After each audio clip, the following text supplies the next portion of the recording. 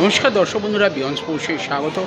আপনারা যেমনটা ইতিমধ্যেই জেনে গেছেন যে আগামীকালে যে ডার্বি, সেই ডার্বি কিন্তু ক্যান্সেল এবং পয়েন্ট ভাগ করে দেওয়া হয়েছে এবং সেই ভাগের ফলে মোহনবাগানের সামনে ড্র হতে কোয়ার্টার ফাইনালে যে বিপক্ষ এসছে সেটা হচ্ছে পাঞ্জাব এফসি।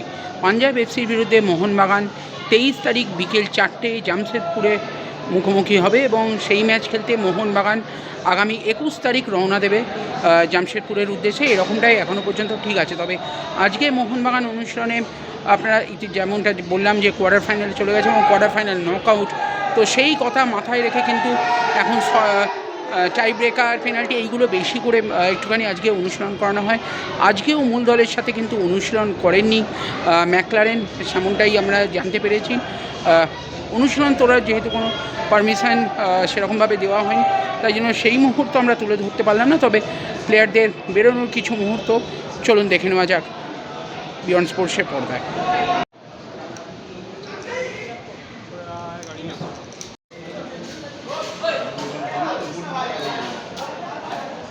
যাই হোক, কালকে ওরা বোধহয় মাল পাঠাবে আমার আজকে রাত্রি।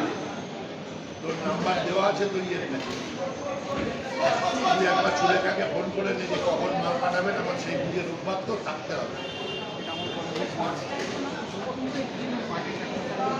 আর সেই বুঝে ওই ছেলেটাকে ফোন করে মাল এসে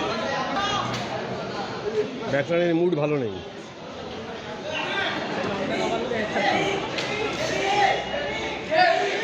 যাবেই না এখন।